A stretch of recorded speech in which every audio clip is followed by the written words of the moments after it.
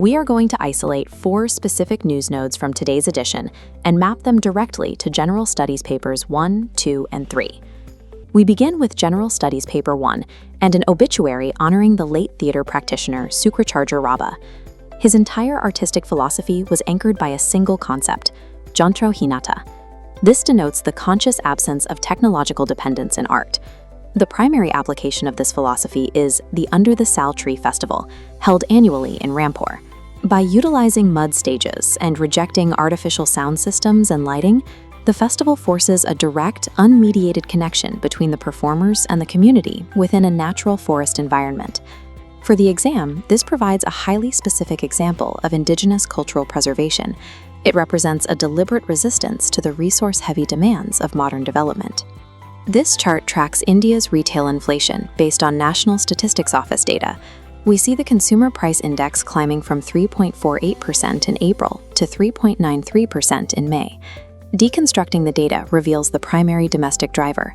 Inflation within the food basket surged to 4.78%, heavily influenced by specific commodities like tomatoes and ginger. But the secondary driver pushing these numbers is external, a sharp rise in global energy prices triggered by geopolitical crises. This initiates a macroeconomic mechanism known as the pass-through effect.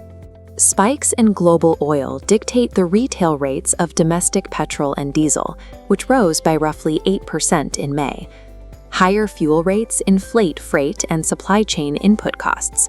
Those transport costs are then ultimately absorbed by the consumer, raising the final CPI. This demonstrates why supply-side shocks are difficult to manage. Because the Reserve Bank cannot lower the global price of oil, inflation driven by these external input costs limits the effectiveness of domestic interest rate adjustments in maintaining price stability.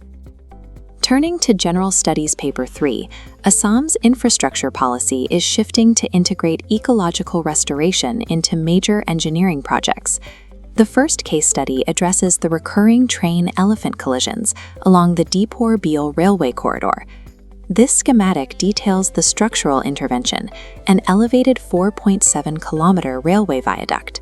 It places train operations on an elevated viaduct while leaving a clear ground-level pathway for migrating wildlife. This separates railway operations from elephant movement routes.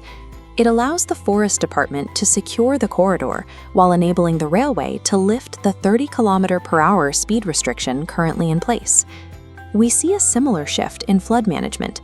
Since the 1950s, the state has relied on over 5,000 kilometers of concrete embankments, but modern strategy is expanding beyond these traditional barriers. The state has launched a 692 crore rupee project under the National Disaster Management Fund to restore 15 major wetlands across 9 districts. These wetlands serve as natural flood buffers. Rejuvenating them increases regional floodwater retention capacity while simultaneously accelerating groundwater recharge. This project introduces nature-based solutions to a disaster management toolkit that was previously dominated by gray infrastructure. It treats ecological restoration as a functional component of the state's flood protection network. Finally, we address General Studies Paper 2, with a public health study recently presented in Europe by researchers from ICMR Dibrugarh. The research centers on a specific genetic vulnerability, the FTO gene polymorphism, specifically the AA genotype, which is prevalent in certain rural populations in Assam. Individuals carrying this gene have a higher baseline susceptibility to metabolic syndrome, a cluster of physiological conditions that heavily increase the risk of cardiovascular disease and type 2 diabetes. As rapid modernization shifts rural Assam away from physically demanding agriculture towards sedentary behaviors, the lack of physical activity activates this dormant genetic risk.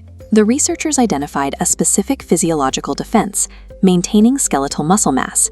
Preserving muscle through physical activity interrupts the pathway between the gene and the syndrome. Economic modernization and infrastructure development carry hidden public health costs, altering the epidemiological profile of entire rural populations.